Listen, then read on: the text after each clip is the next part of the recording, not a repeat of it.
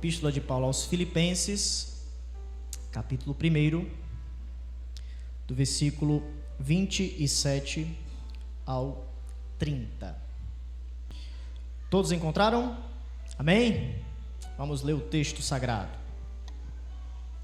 Vivei acima de tudo por modo digno do Evangelho de Cristo, para que, ou indo ver-vos, ou estando ausente, ouça no tocante a vós outros, que estáis firmes em um só espírito, como uma só alma, lutando juntos pela fé evangélica, e que em nada estáis intimidados pelos adversários, pois o que é para mim, melhor dizendo, pois o que é para eles prova evidente de perdição, é para vós outros de salvação, e isto da parte de Deus.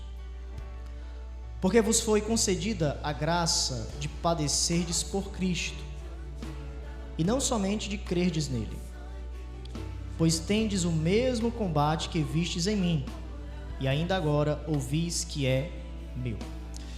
Deus, mais uma vez, nós bendizemos o teu nome, te louvamos por todas as riquezas da tua santidade em nossas vidas, pela separação, por estarmos aqui, em primeiro lugar, para santificarmos o teu nome, e ao mesmo tempo recebermos as bênçãos celestes, as dádivas, as muito grandes promessas que 1 Pedro nos afirma, onde o teu Santo Espírito habita em nosso coração e nós temos a capacidade, o privilégio de te chamarmos de Pai e ao mesmo tempo ouvirmos as Sagradas Escrituras em nosso coração.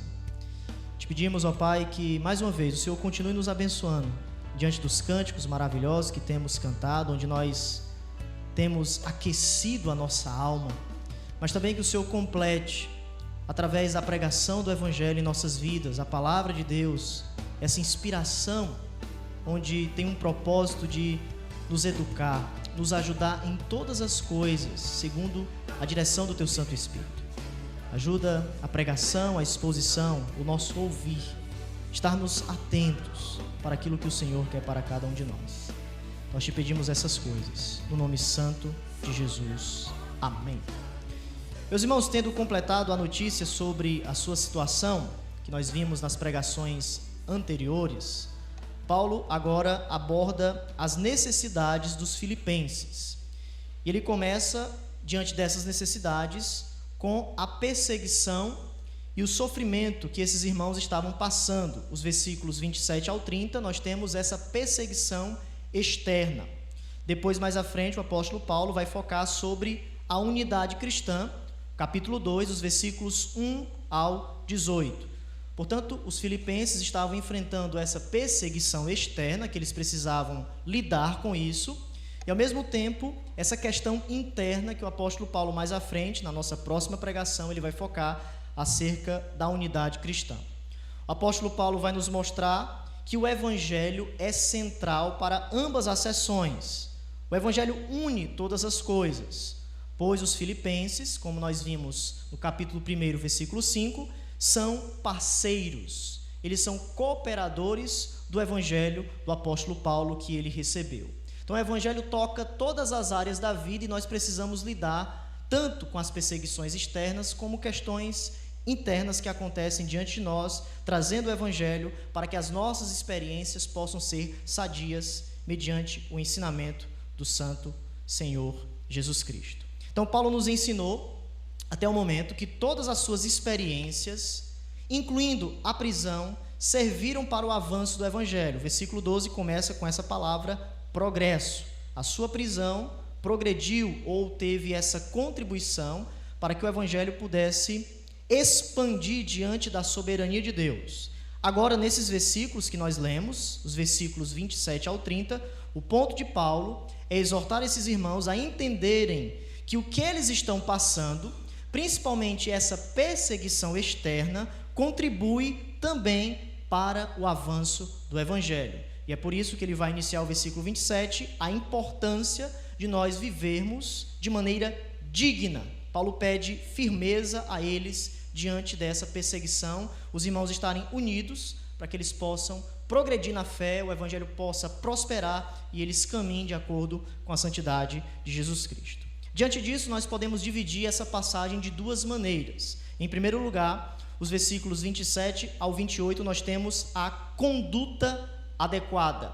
É a primeira coisa que nós podemos aprender diante desses versículos que nós acabamos de ler. A conduta adequada. Paulo começa afirmando, veja, vivei, acima de tudo, por modo digno do Evangelho de Cristo. O ponto de Paulo é o seguinte: não importa o que aconteça em suas vidas, vocês possuem um norte, vocês possuem um caminho. O caminho é o Evangelho de Jesus Cristo. Paulo estava colocando todos os problemas dos filipenses, bem como as suas soluções, sob uma única categoria abrangente: vivam de maneira digna do Evangelho de Jesus. Tudo deve estar relacionado ao Evangelho de Cristo, e a resposta para cada problema estava relacionado a esse caminhar que Paulo vai relatar aqui, que está ligado a este santo Evangelho. É interessante, de maneira para nós percebermos logo no início, que essa palavra vivei, ela tem uma conotação política. Basicamente, Paulo está dizendo, vivei adequadamente como um cidadão. Essa palavra viver era uma palavra que era colocada naquele momento, naquele contexto do Império Romano. Vocês devem viver como cidadãos romanos. Paulo, ele pega essa palavra e ele tem essa conotação de que agora nós temos um novo viver, uma maneira digna do Evangelho de Cristo. Por quê? Porque nós sabemos que Filipos era uma colônia romana.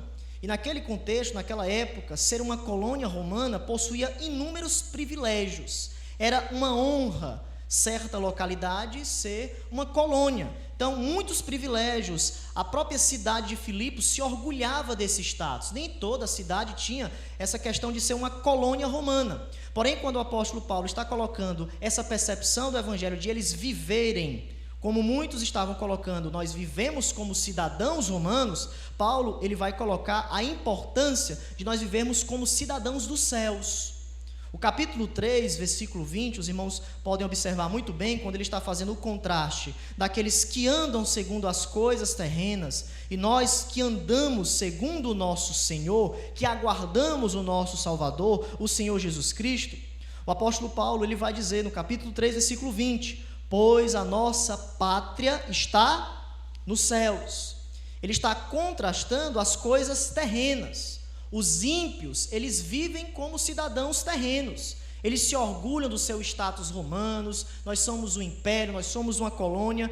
Mas o apóstolo Paulo vai nos dizer que isso é terreno, isso é passageiro. O Deus deles é o ventre. A glória deles está nessa infâmia. Eles se preocupam com essas coisas terrenas, com esses status, com essa política. Mas nós somos diferentes. Nós somos cidadãos, mas nós somos cidadãos dos céus. Nós temos uma pátria e nós aguardamos o nosso Salvador Jesus Cristo. Quando nós chegamos em 1 Pedro, veja, hoje nós vamos folhear as Escrituras para que a gente possa olhar o texto, aprender as Escrituras e vermos muitos versículos, muitos textos que a gente às vezes fica esquecido. 1 Pedro, perceba, capítulo 1, nós temos duas expressões que evocam essa realidade teológica de nós sermos ou estarmos conscientes da nossa cidadania. Nós somos cidadãos de qual localidade? Veja, 1 Pedro, capítulo 1, o versículo 17. Quando o apóstolo Pedro está falando sobre a santidade na vida. Sede santos, porque eu sou santo. E ele no versículo 17 vai afirmar: ora, se invocais como Pai aquele que sem acepção de pessoas julga segundo as obras de cada um, portai-vos com temor durante o tempo da vossa peregrinação. Então perceba que Pedro e Paulo, ele coloca essa realidade que nós somos peregrinos.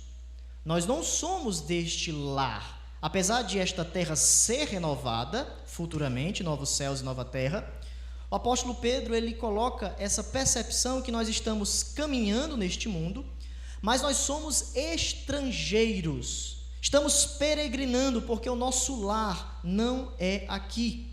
O capítulo 2, versículo 11, quando melhor dizendo, Pedro vai exortar esses irmãos, ele diz: amados, exorto-vos como peregrinos e forasteiros que sois, a vos absterdes das paixões carnais que fazem guerra contra a vossa alma. Essa expressão peregrinos e forasteiros pode ser traduzida estrangeiros e peregrinos. Por quê? Porque os estrangeiros e peregrinos normalmente abstinham-se de participar dos costumes, das práticas, da cultura dominante daquela época. Não faz parte da nossa cultura nós estarmos absorvendo isso. Nós somos peregrinos, nós estamos aqui de uma maneira temporária. Não possuímos esses mesmos privilégios. Por quê? Porque nós não somos cidadãos dessa localidade. Portanto, os crentes devem se abster dos costumes e práticas dos descrentes. Esse é o ponto de Paulo quando ele vai dizer: vivam de maneira digna do Evangelho. Nós poderíamos traduzir: vivam como cidadãos dos céus. Os seus valores, as suas práticas são totalmente diferentes, porque nós somos estrangeiros e peregrinos. A nossa cidadania não consta nessa realidade. A nossa identidade, o nosso CPF está nos céus. Os nossos valores, a nossa cosmovisão, a moralidade. Portanto, diante de todas essas coisas, o apóstolo Paulo, o apóstolo Pedro nos ensina que nós devemos olhar, que nós devemos viver de acordo com uma identidade. Vivam como cidadãos dos céus.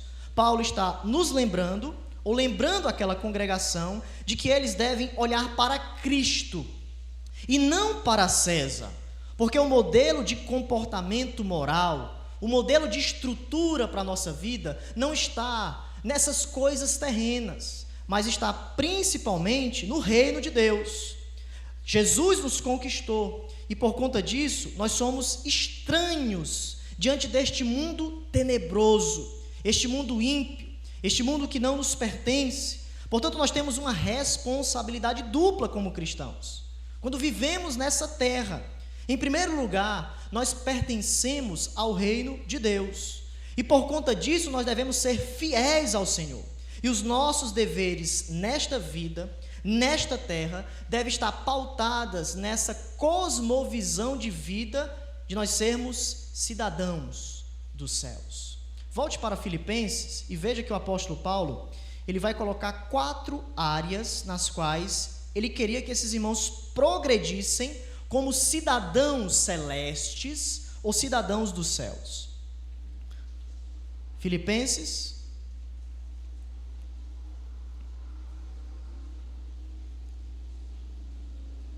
capítulo 1, versículo 27, vamos continuar. Já vimos essa primeira expressão, vivei acima de tudo, por modo digno, vocês são cidadãos.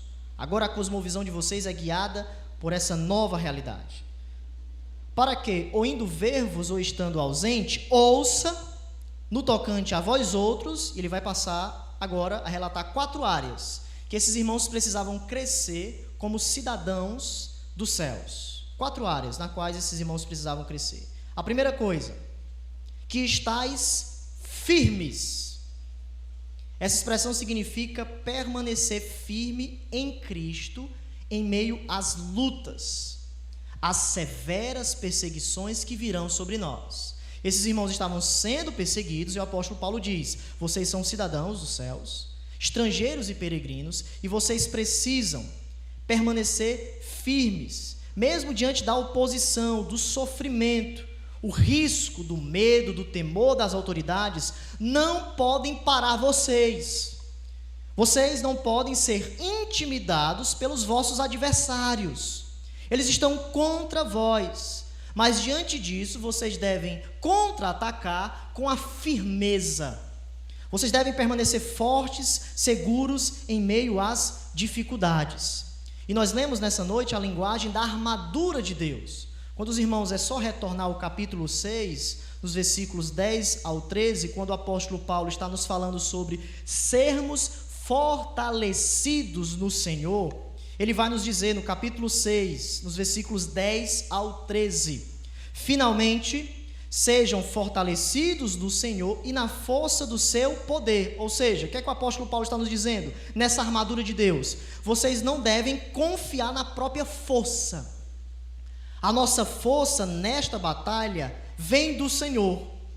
Deus está disponível a nós e nós precisamos nos beneficiar disso, da força de Deus. Devemos nos vestir ou revestir de toda a armadura de Deus. Por quê? Porque é o meio em que nós seremos fortalecidos. É o Senhor disponível a nós e o meio é a armadura de Deus, que mais à frente Ele vai colocar perante nós. O cinto, o peitoral, o calçado, o escudo, o capacete, que basicamente se refere à verdade, à justiça, o evangelho, à fé, à salvação, à espada, que é a palavra de Deus. Então essa armadura de Deus, nós devemos nos revestir dela. Por quê? Porque nós devemos ficar firmes. Veja, a mesma expressão. Esses inimigos do evangelho que estão contra vós, nós devemos estarmos firmes contra as ciladas do diabo. Por quê? Porque o diabo é o líder. O diabo é o líder do exército inimigo de Deus. Ele está sempre contra-atacando, colocando as falsas heresias. E nós que somos o povo de Deus, nessa luta que não é contra carne e sangue, aqui se refere a seres humanos. A nossa luta é contra poderes, autoridades, contra os dominadores deste mundo de trevas e contra as forças espirituais do mal nas regiões celestiais. O que é que o apóstolo Paulo está nos dizendo? Uma abrangência e diversidade de poder. Então perceba que os nossos inimigos, eles são poderosos, principados, potestades, forças espirituais, regiões celestiais. Paulo está dizendo o seguinte: vocês devem estar alertas, vocês devem estar firmes com toda a armadura de Deus, para que vocês possam permanecer inabaláveis, segundo a promessa de Cristo. Aí ele coloca o cinto, que é a verdade, o peitoral, que é a justiça, os calçados aqui, que é o evangelho da paz, o escudo, que é a fé, o capacete, salvação, e a espada do Espírito, que é a palavra de Deus. Então essas 5 armaduras, vamos dizer assim, o meio de Deus, nós precisamos nos revestir dela, pelo poder do Espírito. Para quê? Para que contra a nossa luta, contra os poderes do mal, demoníacos, neste caso aqui de Filipenses, romano, era essencial que esses irmãos se revestissem de toda a armadura de Deus. Jamais devemos batalhar sem a armadura de Deus. Se formos batalhar ou formos querer avançar no ide do Senhor, sem as armaduras de Deus, nós iremos perder muitas batalhas. Nós iremos perder muitas guerras diante do Senhor. Por quê? Porque cabe a cada um de nós, para permanecermos firmes, estudarmos a palavra de Deus, nos revestirmos de tudo o que está escrito aqui na sua justiça, no seu evangelho, nesta salvação que Ele nos concedeu, para avançarmos e pregarmos esse evangelho de modo poderoso. Para pregarmos o evangelho de modo poderoso, a armadura de Deus precisa estar diante de nós. Precisamos nos revestir. É a primeira coisa que Paulo afirma diante dessa realidade como cidadãos dos céus. Segunda coisa, se os irmãos voltarem para o texto, ele vai afirmar: em um só Espírito. Essa expressão retrata a união da igreja. Paulo está dizendo o seguinte: todos vocês devem trabalhar juntos, fortalecendo uns aos outros em meio à adversidade, porque a perseguição é pesada. E se nós estivermos separados, não conseguiremos estarmos firmes também, porque essa armadura é para o povo de Deus. Nós precisamos nos unir com essas armaduras, fortalecermos uns aos outros para avançarmos de maneira saudável. E aqui, meus irmãos, eu gostaria que os irmãos prestassem atenção, porque há uma dificuldade interpretativa nessa expressão, em um só Espírito, porque os comentaristas, eles debatem acerca da palavra Espírito. Eu não sei se alguma tradução dos irmãos vai colocar o Espírito em letra maiúscula, ou seja, o Espírito Santo. Afinal, esse Espírito que ele fala, é o nosso Espírito ou é o Espírito Santo? Nós temos aqui uma questão difícil. Se for o Espírito Santo, essa expressão seria paralelo a Efésios 4. por exemplo, quando os irmãos podem observar o texto, quando o próprio Paulo também está falando sobre unidade, isso é interessante, o contexto aqui. Ele vai rogar a esses irmãos como prisioneiro no Senhor, capítulo 4, e lá no próprio versículo 4, do capítulo 4 de Efésios, ele vai dizer o seguinte: há somente um corpo e um Espírito. Veja que esse Espírito é o Espírito Santo. O Espírito nos coloca no corpo de Cristo e ele nos une nesse chamado, nessa esperança da vocação. Então, se estarmos firmes em um só Espírito, retratar o Espírito Santo, Paulo basicamente está falando que essa unidade não é simplesmente uma unidade humana. Ela não se concretiza simplesmente pela nossa busca, mas ela se concretiza pela capacitação do Espírito Santo. Se for espírito humano, o ponto de Paulo é a ênfase na nossa responsabilidade de busca, de permanecermos firmes em um só propósito.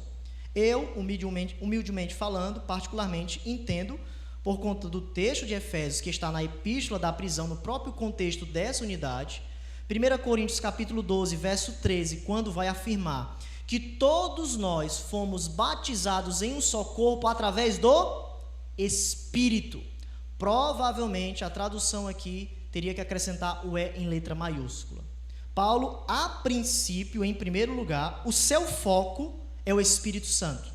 O Espírito nos capacita nessa unidade para que os nossos corações estejam aptos para progredirmos na fé. A base da unidade é a própria presença do Espírito Santo, ou seja, há uma base vertical que nós precisamos olhar, que é a divindade trina.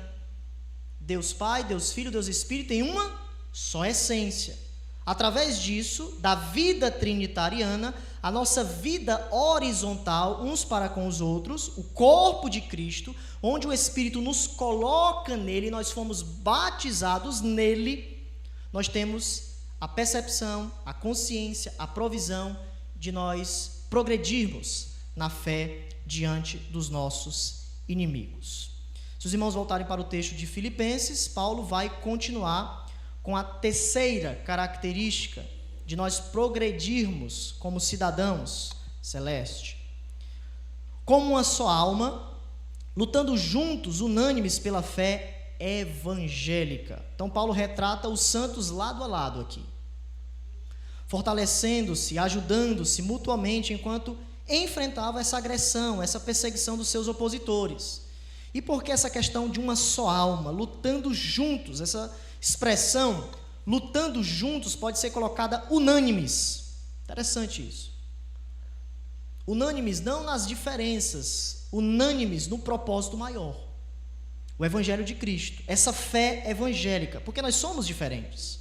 Nós já tivemos uma conferência abençoada, onde o próprio pastor Doca retratou a unidade e a diversidade. Então Paulo está falando aqui sobre essa unidade, essa essência no Evangelho, que quando nós estamos desunidos, que é o ponto do capítulo 2, do capítulo 4, daquelas duas irmãs que estavam se chocando, é perigoso para o corpo.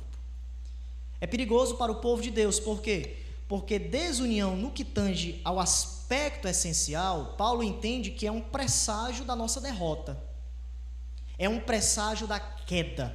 É um anúncio que logo mais algo não irá acabar bem, por conta dessa realidade. Então, o que é que o apóstolo Paulo está nos dizendo dessa firmeza, desse espírito, dessa luta uns com os outros? O Espírito Santo trabalha para preservar a unidade da igreja e, através disso, uns e outros lutam pela fé evangélica. É a nossa tarefa como povo de Deus, levarmos o evangelho ao mundo, e para isso nós precisamos ter uma fé que esteja fortalecida uns com os outros, essa fé evangélica que está ligada ao poder do Santo Espírito.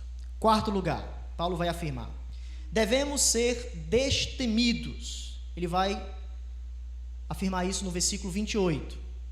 E que em nada estáis intimidados pelos adversários. Essa expressão significa basicamente que não devemos permitir que o reino das trevas nos intimide. O próprio Jesus nos disse: as portas do inferno não prevalecerão contra a igreja. Nós iremos avançar e nada irá nos parar no que tange ao poder do Evangelho, porque os seguidores de Cristo, eles possuem um Senhor. Jesus é o cabeça da igreja. Então, o apóstolo Paulo estava dizendo para os seus seguidores não recuarem. Nós não devemos recuar.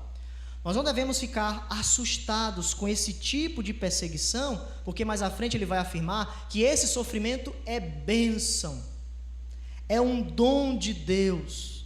O Espírito Santo está diante de nós, e o único povo de Deus, ele deve o quê? Ao invés de recuar, ao invés de ficar petrificado, parado que nem uma pedra, uma rocha, ele deve continuar avançando. Mas como é que nós vamos avançar? Com as armaduras de Deus, estando firmes, com o poder do Espírito, defendendo a bandeira do Evangelho, defendendo sempre. Então, meus irmãos, eu acredito que um bom versículo que resume esse pensamento é o próprio Evangelho de Mateus, capítulo 10, versículo 28, muito conhecido: não tenham medo dos que matam o corpo, mas não podem matar a alma. Antes tenham medo daquele. Quem é esse daquele? Deus. Não tenham medo dos vossos inimigos. Não tenham medo dos principados e potestades. Nós devemos nos revestir da armadura de Deus. Mas vocês devem temer aquele que pode destruir, perecer, tanto a alma como o corpo inteiro no inferno. É essa pessoa que nós devemos temer. O nosso Deus, que tem o poder de todas as coisas. Então nós não devemos jamais ficarmos assustados com a perseguição, mas devemos continuar avançando. O próprio apóstolo Paulo, nós vimos na pregação passada, ele no versículo 21 nos disse: o morrer é lucro, estarei com Cristo, tanto na vida como na morte. Tudo é bênção, tudo é lucro. E ele vai finalizar com 2 sinais no versículo 28, continuando essa questão de nós não estarmos intimidados. Pois que é para eles prova evidente de perdição, é para vós outros de salvação, e isto da parte de Deus.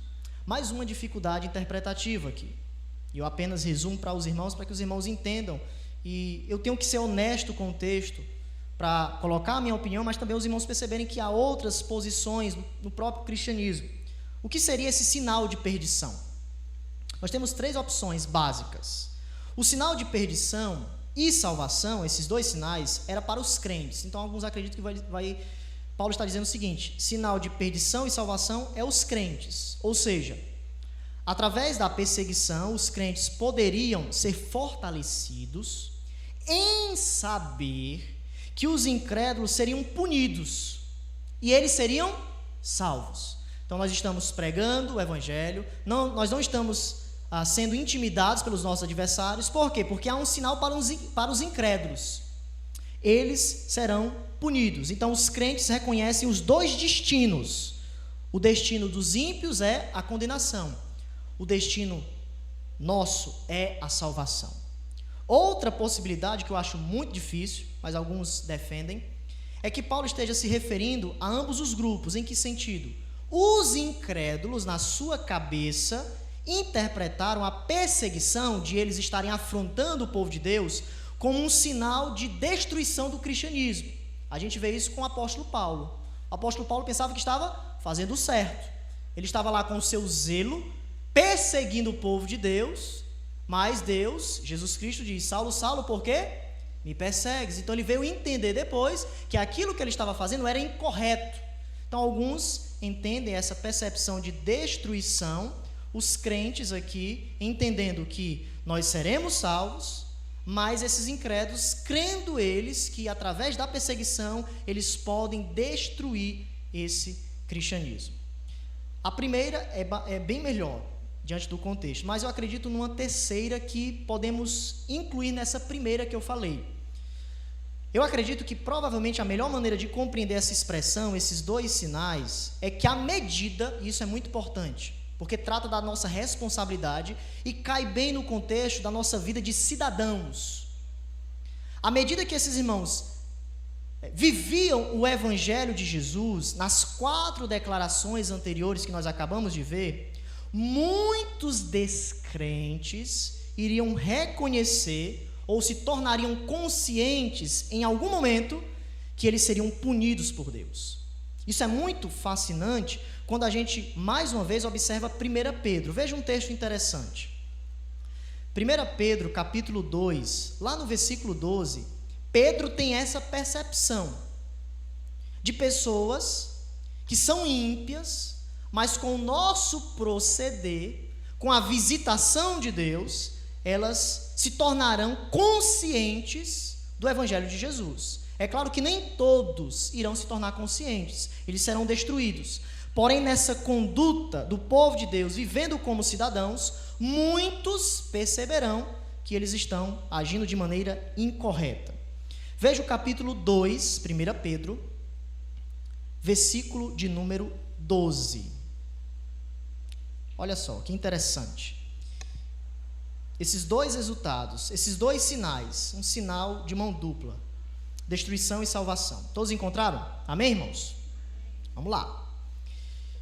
Tenham uma conduta correta entre quem? Os pagãos. Para que, propósito, mesmo que eles os acusem de praticar o mal, observem as boas obras que vocês praticam. E o que é que eles vão fazer? Glorifiquem a Deus no dia da intervenção do próprio Senhor. Essa expressão intervenção pode significar 2 coisas. Ou o dia do juízo, que haverá a grande intervenção, ou pode ser a intervenção da regeneração. Chegará um momento de alguns ímpios que são eleitos por Deus, que em nossa conduta correta, Deus abrirá nessa intervenção do Senhor seus olhos espirituais, como abriu de muitos irmãos diante de perseguição. Então é interessante que a perseguição, ela é uma bênção nesse contexto, tanto para o povo de Deus, como para os ímpios. O próprio apóstolo Paulo, nos versículos anteriores, nós vimos que o progresso do Evangelho, entre a igreja que estava sendo abençoada, a guarda pretoriana estava testemunhando de Paulo. Eles estavam dizendo, Paulo não é um prisioneiro comum, Paulo não é ladrão, Paulo, ele está sendo perseguido por causa de um Senhor. Os ímpios estavam se convertendo através da prisão de Paulo.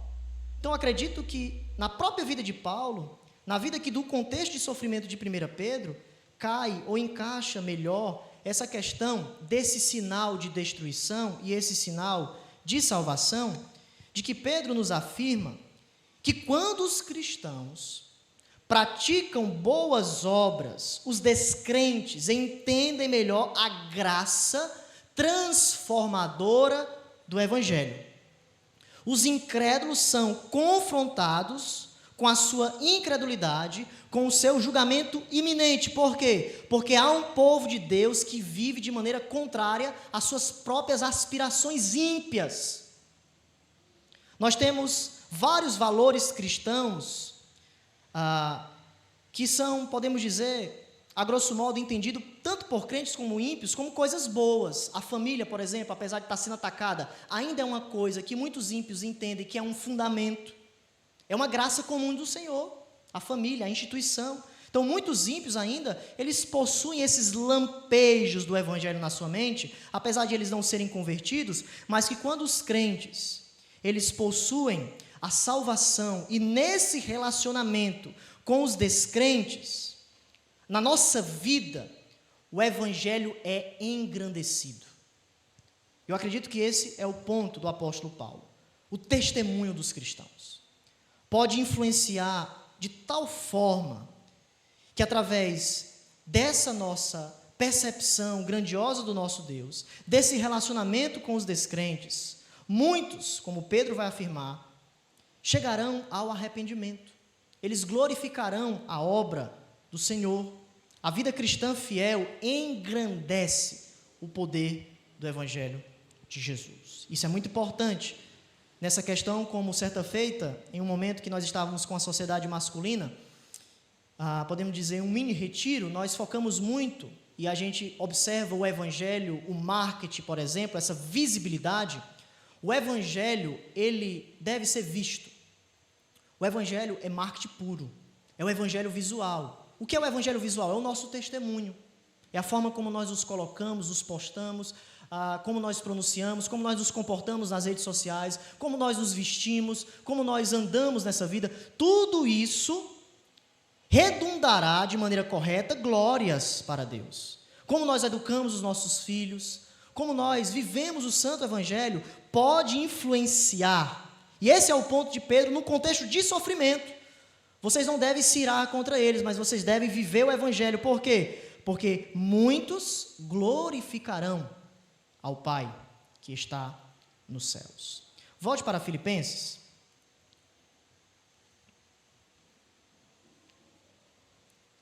Onde nós agora iremos observar a segunda verdade. Já vimos a conduta adequada.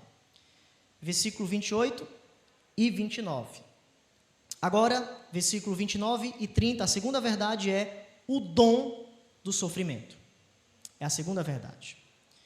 A partir desses versículos, Paulo vai falar sobre este dom, esta graça. E duas coisas estão em mente do apóstolo Paulo quando ele fala sobre esse sofrimento. Eu gostaria que os irmãos prestassem atenção. Primeiro, o objetivo do sofrimento. Paulo declara, veja no versículo 29, o objetivo. Porque vos foi concedida a graça de padecerdes por Cristo, e não somente de crerdes nele.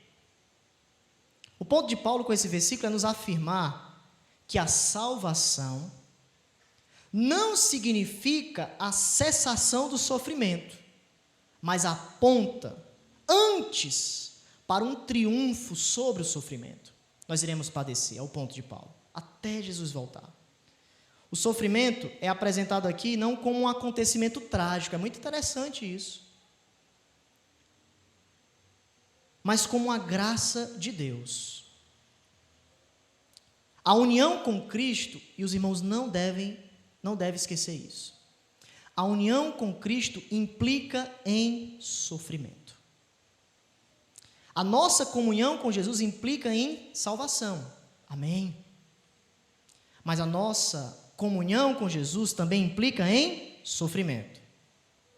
Para a gente expandir isso, capítulo 3 do próprio livro de Filipenses. Olha só, uma expressão marcante que o apóstolo Paulo vai relatar aqui. Capítulo 3, versículo 10. Para o conhecer, olha só, conhecer, experimentar o poder da sua ressurreição. E o que, irmãos? E a comunhão dos seus sofrimentos. Comunhão, koinonia. Estamos relacionados de maneira íntima aos sofrimentos de Jesus, conformando-me com ele na sua morte. Então preste atenção. Nós sabemos que a morte e a ressurreição de Cristo são eventos irrepetíveis. Jesus só morreu uma vez e ressuscitou uma vez, amém? São eventos irrepetíveis, ou seja, são eventos singulares para a nossa salvação. Mas Paulo vai nos dizer nesse texto, e em outros que nós iremos perceber, que esses eventos, morte e ressurreição, que foi algo singular, nós temos uma participação. É como se esta morte e essa ressurreição, que nós observamos isso muito bem no batismo, esse evento que Jesus cumpriu, de alguma forma pela nossa união com Ele, expandisse e nós fôssemos incluídos nisso. A vida do cristão, eu diria, nesse texto, recapitula a vida de Cristo. A nossa vida é uma recapitulação. É por isso que a gente sofre agora, porque Jesus, no seu estágio de humilhação, o que foi que ele fez? Sofrer. Para depois entrar na glória. Nós só iremos entrar na glória quando Jesus voltar. Então nós estamos recapitulando a vida de Cristo, nós estamos identificados com Ele, por essa união pela fé, e agora a nossa vida por conta da nossa união, do nosso relacionamento, desta salvação, implica em sofrimento. Ou seja, Jesus é o Cordeiro de Deus, que morreu, que sofreu. Nós somos os cordeirinhos. Não tem escapatória. Estamos no mesmo aprisco. Jesus é o cabeça que nos domina, que nos controla. E os cordeirinhos de Deus, por essa união, também irão sofrer ou participar desse sofrimento. Nós temos nessa temática do sofrimento, desse dom, dessa identificação com Jesus, uma doutrina chamada, que é muito importante, as aflições messiânicas. Poucos irmãos estudam sobre isso, mas é algo que está nas Escrituras de maneira clara. O que é as aflições messiânicas? É a ideia de que a comunidade do povo de Deus, nós que somos a comunidade messiânica, ou a comunidade do reino de Deus, compartilharia, nós temos inúmeras promessas no Antigo Testamento, nós como povo de Deus agora estamos compartilhando da vida do Messias, mas é da vida de sofrimento, para entrarmos na vida de glória, é as aflições messiânicas. O ponto é que junto com o Messias, parece que as Escrituras deixam isso bastante claro, há uma quantidade de sofrimento que Deus quis colocar sobre nós. Há uma quantidade de sofrimento que só Deus sabe, para o povo de Deus. E esse sofrimento aqui, não é qualquer tipo de sofrimento que nós iremos observar, é o sofrimento por Jesus. Quando nós estamos tão relacionados com Cristo, nós estamos tão ligados ao Evangelho, que em alguns contextos, o povo de Deus será perseguido. Não tem como ter escapatória. Seguimos a Jesus de fato, ele próprio disse no Evangelho de Mateus capítulo 5, vocês serão perseguidos, aflições messiânicas. Há um sofrimento para o povo de Deus. E um texto muito claro no Antigo Testamento, para a gente ir para o Antigo e para o Novo Testamento, é Daniel. Olha só. Daniel capítulo 12. O tempo do fim. Daniel é um livro maravilhoso que praticamente trata de toda a história da humanidade, as nações, impérios sendo levantados, impérios que já foram derrubados, o futuro império, muitos acreditam que será restaurado, o império do anticristo, que também irá cair. Então veja o capítulo 12, essas aflições messiânicas, há uma quantidade de sofrimento para o povo de Deus, para os defensores da verdade, para aqueles que estão relacionados com Cristo. Capítulo 12 de Daniel, e já deixa a Bíblia aí também firmada em Filipenses, para a gente não se perder no caminho. Todos encontraram? Amém, crente? Bora! Nesse tempo, ou no tempo do fim, capítulo 12. Capítulo 12 de Daniel. É isso? Acharam? Veja só. Nesse tempo... Oi? Todos encontraram? Para lá, para cá, eu estou... Vamos lá, ó. Nesse tempo, no tempo do fim, se levantará Miguel. Miguel, aqui no contexto, é o guardião do povo de Deus, vamos dizer assim, para muitos o guardião de Israel. Essa questão escatológica deixa para mais para frente. O ponto que eu quero que os irmãos percebam é essa aflição, esse sofrimento que há para o povo de Deus. O grande príncipe, o defensor dos filhos do teu povo. Como é que Daniel finaliza, irmãos? E haverá tempo de angústia, tempo de sofrimento. Possivelmente, esse tempo aqui é o tempo final, a grande tribulação. Há um sofrimento maior para o povo de Deus. Israel que será restaurada, Romanos 9 ao 11, irão sofrer diante do império do anticristo. Muitos cristãos que irão se converter na grande tribulação irão morrer por isso. Então, no tempo do fim, na história da revelação de Deus, esse sofrimento que vai aumentando e diminuindo, chegará no dia final, onde ele será essa aflição de uma quantidade maior sendo colocada sobre o povo de Deus, qual nunca houve, desde que houve nação até aquele tempo. Mas naquele tempo será salvo o teu povo, todo aquele que for achado inscrito no livro. Então veja que há uma quantidade de sofrimento para o povo de Deus. E o interessante é que quando nós chegamos em Apocalipse, porque Daniel é um livro apocalíptico, o que é isso? Imagens, sonhos, visões. Apocalipse também tem muito essa relação dessa literatura apocalíptica, porque Apocalipse é tanto uma carta, como uma profecia, como também um gênero literário muito conhecido naquela época, o gênero apocalíptico, sinais, trovões, terremotos. Então, João, ele se apropria desse gênero e escreve o livro de Apocalipse. E Daniel tem essa mesma relação. E quando nós chegamos em Apocalipse, nós temos a grande tribulação. As aflições messiânicas que aguardam o povo de Deus. Vamos ter alguns exemplos aqui. Apocalipse capítulo 6. Apocalipse cita muito o livro de Daniel, muito. Nós temos muitas alusões ao livro de Daniel. Capítulo 6, o versículo 9. Agora todo mundo acha, o último livro, né? O Cordeiro abre os selos. Nós temos 7 selos. Olha só, o capítulo 6, versículo 9. 6, 9. Perceba. Quando ele abriu o 5º selo, vi debaixo do altar, o que significa isso? Imagem sacrificial do Antigo Testamento, onde o sangue ficava empoçado, e João ele tem essa relação das almas do povo de Deus morrendo. Eles estão sendo martirizados, por quê? Porque o império das trevas, a besta, o dragão, o falso profeta, estão perseguindo o povo de Deus, porque eles têm um relacionamento singular com Jesus. E por conta disso, as aflições messiânicas irão a tal ponto que eles serão martirizados. Eles irão morrer. Eles irão dar a sua própria vida diante dessa perseguição. Continua. As almas daqueles que tinham sido mortos por causa da palavra de Deus. O próprio João, ele estava preso na ilha de Patmos por causa de Jesus. Ele diz isso no capítulo 1. Por causa do testemunho que sustentavam. Então, João vê essas almas como sacrifícios vivos, pegando essa linguagem do Antigo Testamento, debaixo do altar, que foram mortos. Mortos pelo quê? Pelo testemunho de Jesus.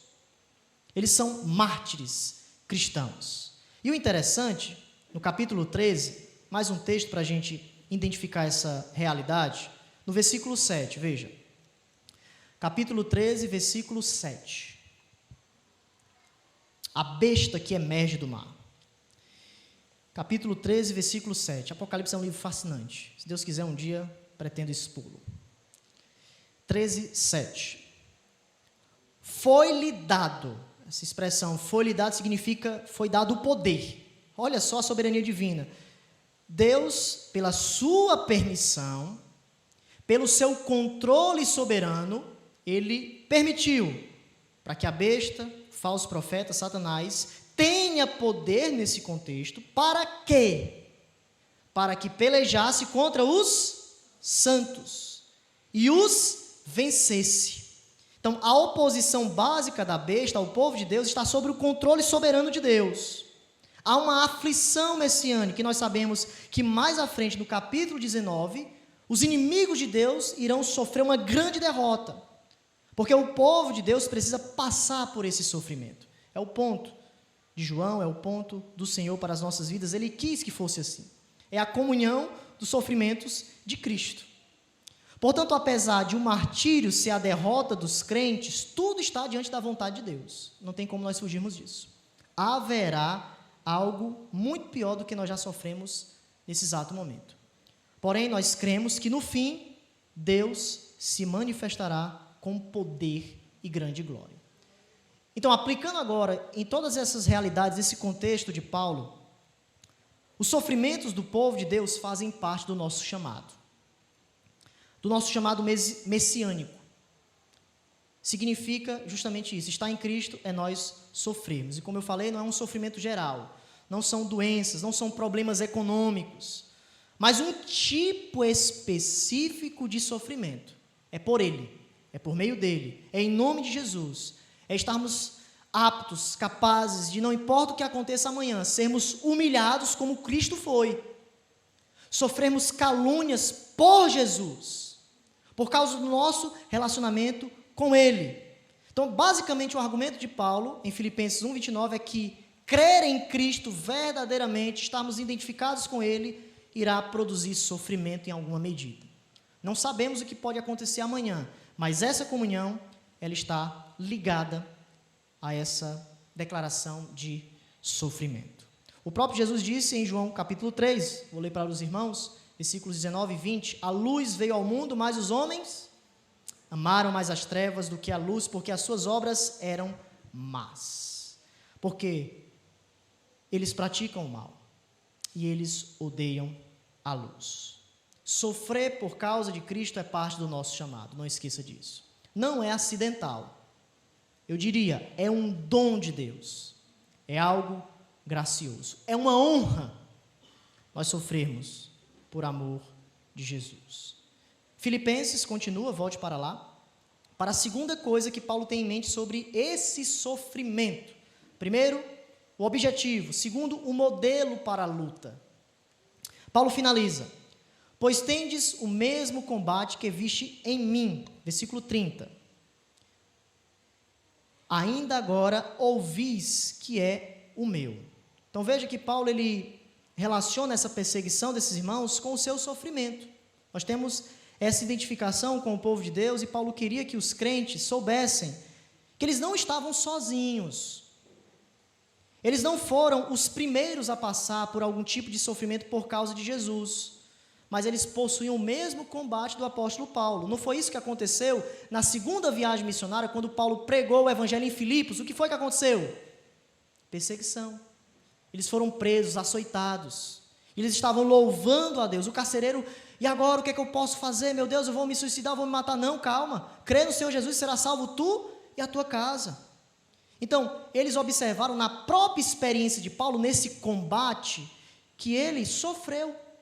E não seria diferente para esses irmãos que continuaram lá em Filipos, que estavam sendo perseguidos. Eles agora ouvem que Paulo está na prisão, é algo mais grave, uma prisão prolongada, mas que Paulo não perdeu o conceito, não perdeu a fé, não perdeu a perseverança. O evangelho continuava sendo propagado. O evangelho continuava progredindo diante de todas as realidades. A batalha, a luta contra a corte imperial, contra o Império Romano, estava ganhando, diante do evangelho, oposição. E o evangelho estava prosperando. E vocês, que estão em suas casas, em Filipos, não esqueçam disso. Vocês têm esse mesmo combate. E vocês precisam progredir na fé, porque vocês serão abençoados por Deus. Algumas aplicações agora para nós irmos para o ponto final. Já vimos o que o texto significa, observamos todas as expressões. Agora, algumas aplicações para nós nos concentrarmos. Primeira aplicação. Agora as aplicações, né? Estão comigo? Primeira coisa.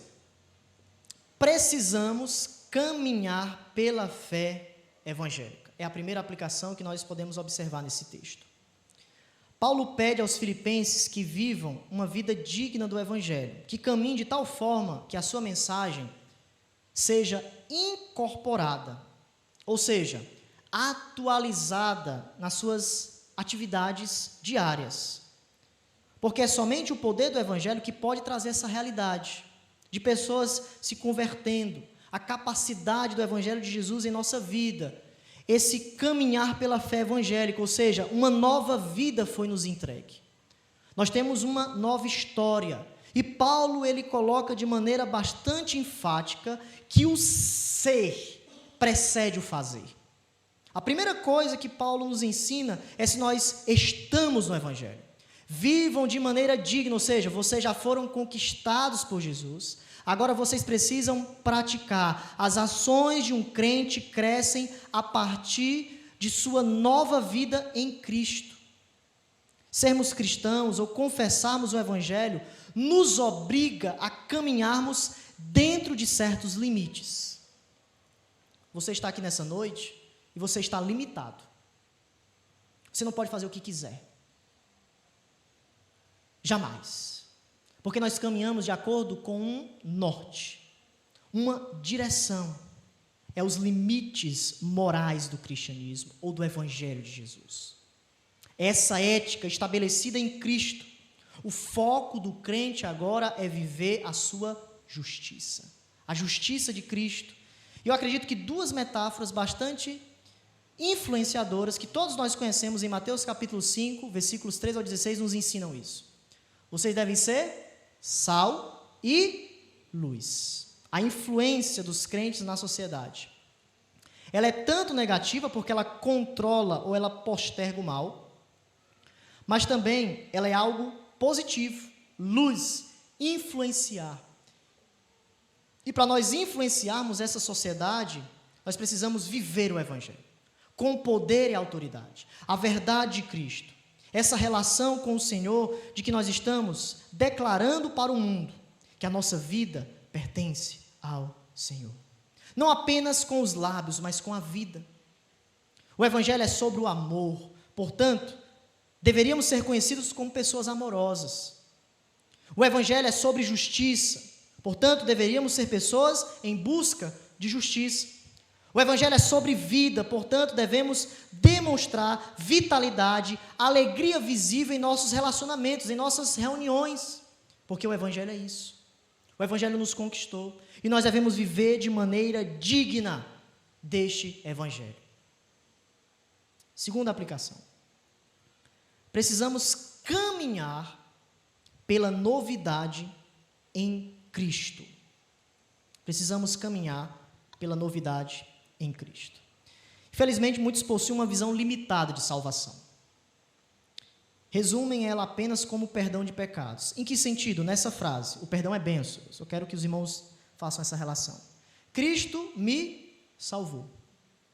Então, o crente fica no passado. Cristo ter lhe salvado é bênção. Porém, a salvação é uma criação de uma nova criatura. Ou seja, devemos continuar essa caminhada cristã. Devemos viver em novidade de vida.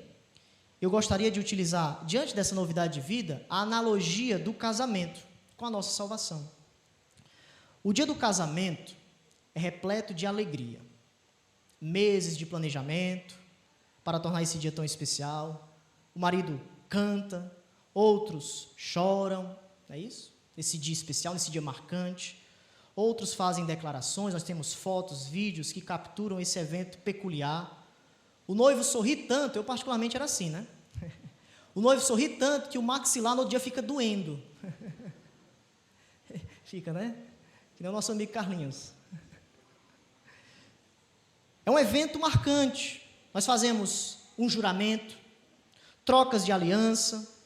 Porém, veja só, aquele dia especial, ele não deve ficar só ali. Por quê? Porque os anos se passam e surge outro momento feliz, a data do dia do aniversário do casamento que a gente comemora aqui. Não é isso? Que a gente tem todo momento. Primeiro ano é aquilo, segundo ano é isso e etc. Então, o que é o aniversário do casamento? Basicamente é uma ocasião para nós relembrarmos as bênçãos que o Senhor tem feito em nossa vida.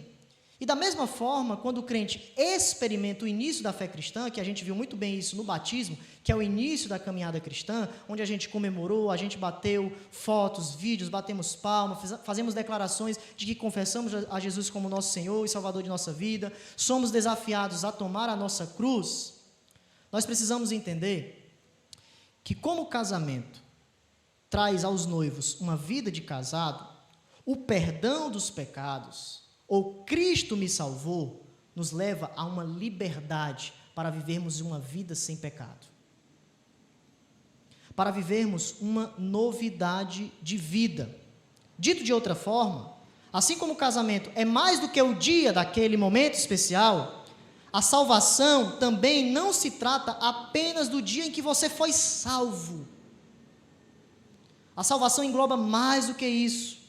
Porque o casamento, naquele momento especial, uma palavra muito importante que a gente não deve esquecer, é uma jornada de vida. É até que a morte nos separe. É uma jornada de aprendizagem.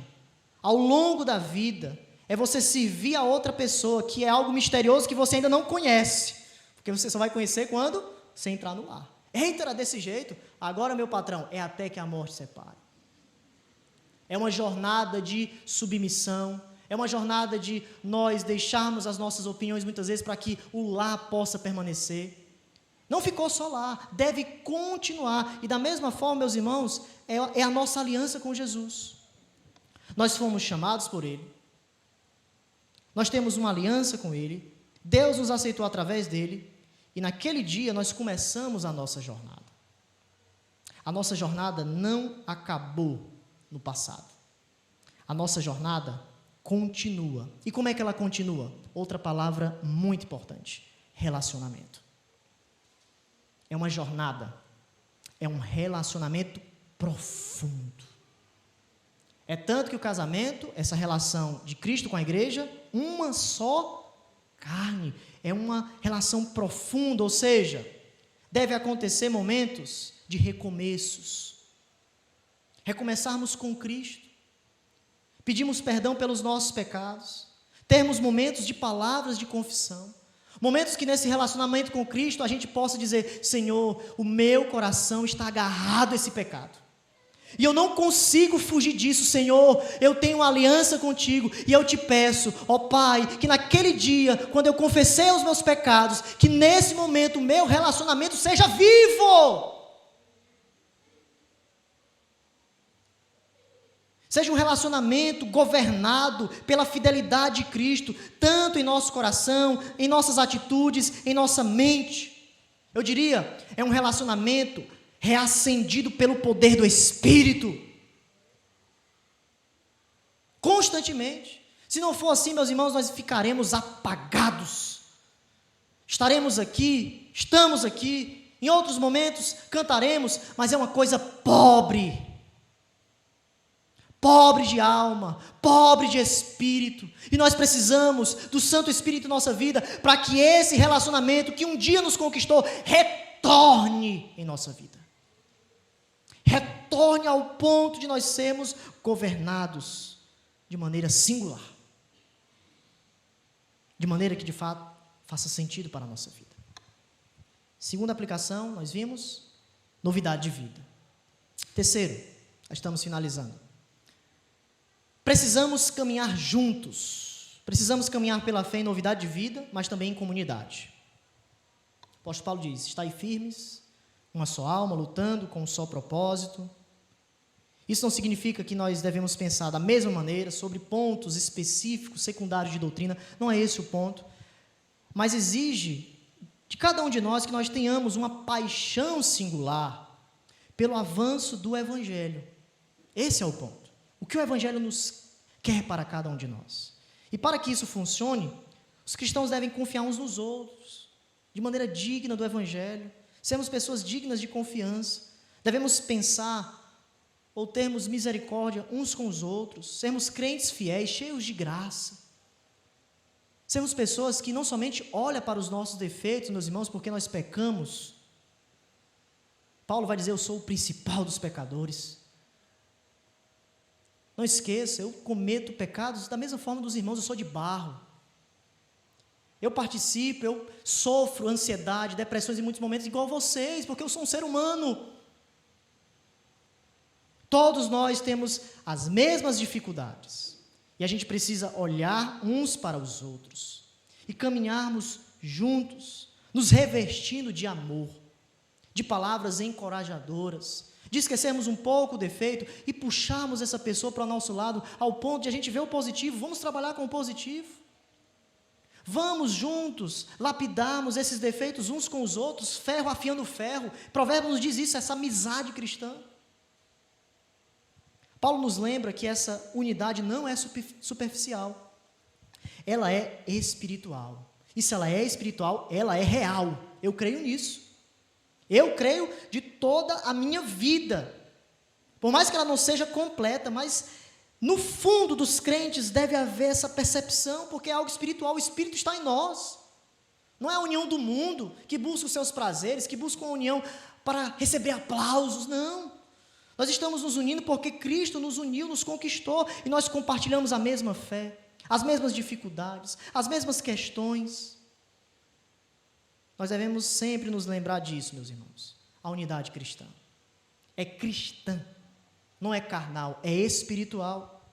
O que nos une não é a idade, não é a categoria econômica semelhante, ou preferências, mas o Evangelho de Jesus. Temos pessoas diferentes aqui, com várias classes, faixas etárias, mas o que nos une é a cruz de Cristo. Todos nós estamos no mesmo patamar. Todos nós estamos humilhados perante a cruz de Cristo. E eu diria que nós devemos ser parecidos mais com ímãs do que com bola de gude. Já viu a bola de gude quando explode? Mas a gente deve ser parecido com ímãs, cada vez mais, puxando. O Evangelho é o imã do centro da unidade. E esse imã vai puxando as pessoas, por quê? Porque nós queremos estar no centro da vontade de Deus. Eu não quero ser bolinha de gude, quero estar num canto, no outro, não. Quero estar junto com o povo de Deus, sendo exortado, sendo edificado, sendo consolado pelo Santo Espírito, porque os dons espirituais estão diante de nós na igreja. E eu diria que, para a gente exemplificar, estou buscando sempre essas ilustrações para os irmãos entenderem, Paulo ele vai falar de um trabalho em equipe aqui. Nós não tivemos tempo para a gente explanar mais, mas essas questões de soldado romano, de nós sermos firmes, Paulo está lembrando do contexto do Império Romano, onde os soldados eles ficavam firmes nos seus postos, em vários locais, em grupos, onde quando o exército vinha, eles não poderiam retroceder, porque há uma linha, há uma equipe, há uma trajetória que eles precisavam ir. E Paulo tem isso em mente. Nós somos soldados de Jesus, mas eu gostaria de utilizar a ilustração de Paulo também, quando ele nos fala aqui sobre um atleta. Nós somos atletas de Cristo. E um atleta, ele compete em comunidade. No esporte contemporâneo, nós podemos lembrar do futebol. Todos jogam com um único objetivo. Qual é o objetivo? Oi? O gol. Gol. É um trabalho em equipe. Há uma estratégia, há técnica, há um técnico que ele tenta buscar todas as coisas para que ele ganhe aquele jogo. E cada um, nesse esquema tático, deve fazer a sua parte. Ao lateral, que a gente pode colocar aqui, aquele que tem um dom de misericórdia. Ao goleiro, aquele que está orando pela igreja. Ao atacante, aquelas pessoas que pregam na igreja, aqueles que têm dons, no que tange a pregar o Evangelho. É um trabalho em equipe. Cada um fazendo o seu papel, cada um trabalhando lado a lado. Então, a gente não deve ser um agente secreto. Um pequeno ninja fugindo sozinho. É um ninja crente, a gente não vê. Ele está perdido, ele está sozinho e ele não quer fazer parte dessa unidade. Mas eu quero pedir a você que olhe para o texto, seja convencido pelas Escrituras, faça parte da equipe. Vista a blusa do Evangelho. Ore, dê, vá, incentive, invista, apoie. Seja um soldado no seu posto e um atleta contribuindo em equipe. Vamos buscar o nosso gol. Vamos lá. Vamos nos ir buscando o gol. Qual é o gol, pastor? O gol do dízimo. Amém? Eita. O gol do perdão. O gol do evangelismo, o gol da oração, o gol da perseverança, o gol da santidade. Buscarmos lá, se unirmos para atingirmos esse objetivo, para que possamos crescer, encaminharmos juntos, como igreja. Eu tenho certeza que Deus derramará inúmeras bênçãos diante de nós. E por fim, precisamos entender que há um tipo de sofrimento que é um presente de Deus. Todos nós gostamos da primeira parte do presente, a salvação. Mas ninguém gosta da segunda parte, que é o sofrimento. E nós vimos que salvação em Jesus implica em sofrimento. E eu gostaria que você ampliasse a sua visão de sofrimento nessa noite.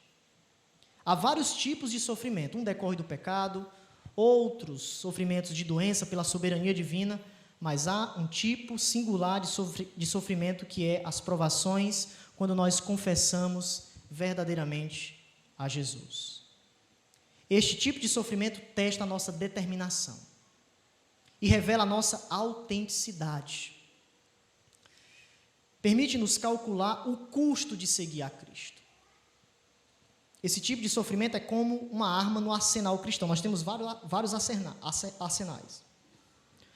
E qual é esse arsenal, essa arma? Aqueles que defendem a lei de Deus e o evangelho de Deus estão fadados a sofrer perseguição. Meus irmãos, não haverá escapatória. O próprio símbolo do cristianismo é o quê? O símbolo do cristianismo é o quê, irmãos? A cruz não é uma poltrona reclinável, não é uma tela plana, nem passagem de avião de primeira classe. Você pode até ter essas coisas, bênçãos, desfrutadas adequadamente, mas não esqueçamos que o chamado para seguir a Jesus é o caminho do Calvário. É o caminho do Calvário. É o caminho do Gólgota. Este é o caminho onde Jesus vai nos dizer: tome a sua cruz e siga-me. Portanto, que possamos estar preparados para vários sofrimentos que possam surgir. É claro que, nesse contexto, essa passagem ela não tem tanto uma aplicação real, porque nós vivemos em um contexto onde a gente pode pregar o evangelho livremente. Mas aquele contexto de Paulo era diferente. Eles estavam sofrendo verdadeiramente. Isso pode acontecer a qualquer momento no Brasil. Graças a Deus, essa aplicação ela não é tão real, de maneira mais vívida, por causa que a gente, graças a Deus, temos o privilégio de pregar. Nós sofremos algumas perseguições, mas não a perseguição que a gente vê dessas aflições de maneira onde o povo realmente ímpio, eles estão irados contra Deus. Mas a gente pode, nesse momento, lembrar de vários irmãos que estão em contextos de regimes totalitários, eles estão sofrendo por Cristo. Inúmeros missionários, que a gente precisa orar por eles, que estão sofrendo por Cristo. Agora, nesse exato momento, pode ter pessoas morrendo por Jesus. E eles estão lá, sofrendo por Cristo, se identificando com Jesus, custe o que custar. Não importa o que aconteça, a minha bandeira é estar relacionada com Cristo. Eu dou a minha vida pelo serviço do Mestre. Que possamos ter essa mesma disposição que o apóstolo Paulo aqui coloca, para vivermos uma vida saudável diante dessa cidadania. Amém?